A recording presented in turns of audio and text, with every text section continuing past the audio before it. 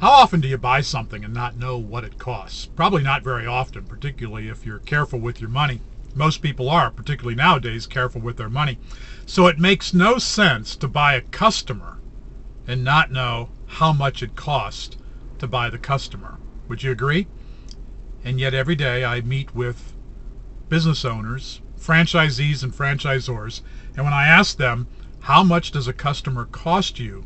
They can't answer that question. They don't know. It's one of the critical numbers that you must know if you're going to operate a business successfully and profitably. So here's what you've got to do. You add up all of your advertising costs for a month or a quarter, a year, however you want to do it. You should start out doing this on at least a weekly or a monthly basis. Add up all of your advertising and marketing costs and then divide by the number of prospects or customers who you attract to your business, whether they walk into your business or they telephone the business or they contact you via the internet. And it's important to distinguish between prospects and customers. Obviously, a customer is somebody who pays you money. A prospect is somebody who comes in and is considering paying you money, and you still have to convert the prospects into customers. So it's important for you to know the cost of both. What does it cost you to generate a prospect? And then what does it cost you to generate a customer who pays you money? And it probably costs you more to generate a customer than what you think. And it may be surprising. Not long ago, I met with a client, and we calculated that it cost $100 to have someone walk through their door. In other words, it cost them $100 to generate somebody to enter their business, a retail business. And everybody who entered their business bought something. But the average ticket in this business was less than $10. Let's say it was about $10. So they paid $100 to get somebody to walk through the doors to pay them $10. When that person turned around and left, they walked out with $90 of the business owners or the franchisee's money. In this case, a franchise business. Jokingly, I said to the franchisee, you better go lock that front door. Keep people from coming in. Every time somebody comes in, they walk out with $90 of your money.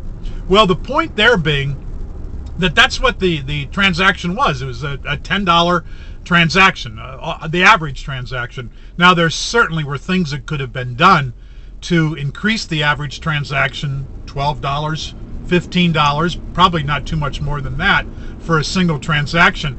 But that's not where the value would come in. You needed to get that customer, as I explained to the franchisee, you need to get that customer to come back at least 10 times in order for you to get your $100 back. Now, maybe you can get the customer to come back 10 times in a day, probably not. 10 times in 3 or 4 days, 10 times within a couple of weeks, certainly 10 times within a month. These are the kinds of things that you need to know and measure and watch on a consistent basis. Because if it's costing you $100 to get somebody to come into your store to contact your business, and they're only paying you $10 and they only do that once, you've got a problem, obviously. You're not going to last very long in business, and yet a lot of people are doing exactly that way.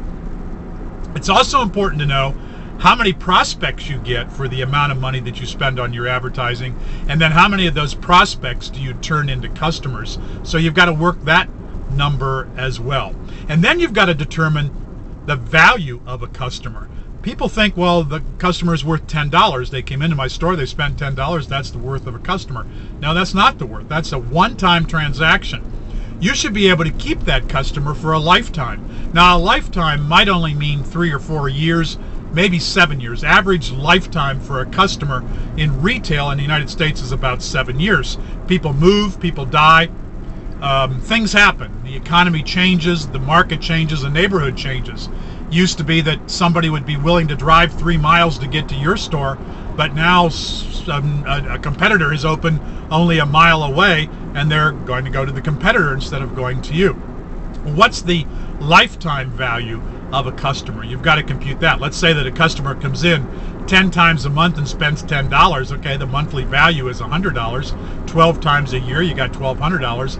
5 years, you got $6,000. So now you paid $100 to get a customer who's worth $6,000, and really a whole lot more if you figure in the maximized customer lifetime value.